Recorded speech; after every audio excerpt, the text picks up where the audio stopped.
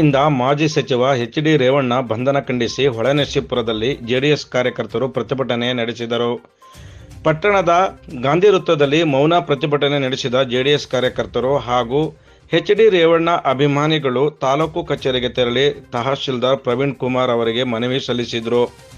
H D. Revanna ಬಂಧನವಾಗಿದ್ದು ಪಟ್ಟಣದಲ್ಲಿ ಯಾವುದೇ ರೀತಿಯ ಅಹಿತಕರ ಘಟನೆಗಳು ನಡೆಯದಂತೆ ಕ್ರಮ ಕೈಗೊಳ್ಳುವಂತೆ ಮನವಿಯಲ್ಲಿ ಕೋರಿದರು.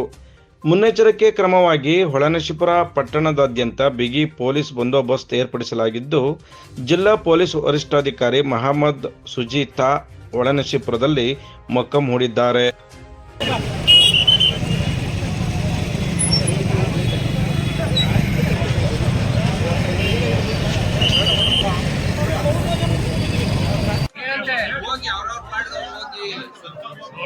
ಡಿಸ್ಪರ್ಸ್ ಆಗಿ ತಹಸೀಲ್ದಾರ್ ಮತ್ತು ತಾಲೂಕು ದಂಡಾಧಿಕಾರಿಗಳು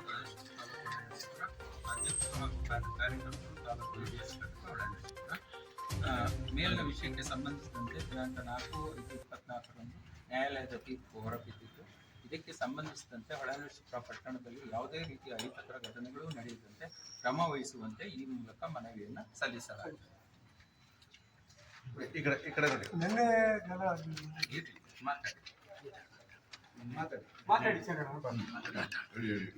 ನಿನ್ನೆ ಏನಾಯ್ತಪ್ಪ ಅಂದ್ರೆ ತೀರ್ಪು ಹೊರಬಂದಂತ ಸಂದರ್ಭದಲ್ಲಿ ಸುಮಾರು 6:45-7 ಸಮಯ ಇರ್ಬೋದು.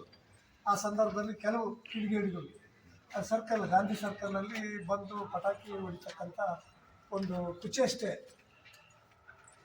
ಒಂದು ಪರಮಾವಧಿಯನ್ನು ಮಾಡಿದ್ದಾರೆ. ಇಂಥ ಘಟನೆಗಳಿಗೆ ಯಾವುದೇ ರೀತಿಯಲ್ಲಿ ಅವಕಾಶ ಕೊಡಬಾರ್ದು. ಶಾಂತಿಯನ್ನು ಕದಡ್ತಕ್ಕಂಥ ಕೆಲಸವನ್ನು ಆ ಕಿಡಿಗೇಡಿಗಳು ಮಾಡ್ತಕ್ಕಂಥ ಒಂದು ಕೃತ್ಯವನ್ನು ನಾವು ಎಲ್ಲರೂ ಖಂಡಿಸ್ತೇವೆ.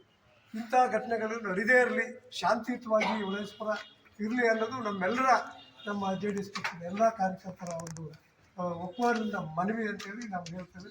ಇದಕ್ಕೆ ಮುನ್ಸೂಚನೆ ಹಾಕಿ ತಮ್ಮ ಗಮನಕ್ಕೆ ಬರ್ತಕ್ಕಂಥದ್ದು ಅರ್ಜಿ ಮುಖಾಂತರ ಇದು ಮಾಡ್ತೀವಿ. ಅದಕ್ಕೆ ತಾವು ಏನು ಕ್ರಮ ತಗೊಳ್ತೀರೋ ಅದನ್ನು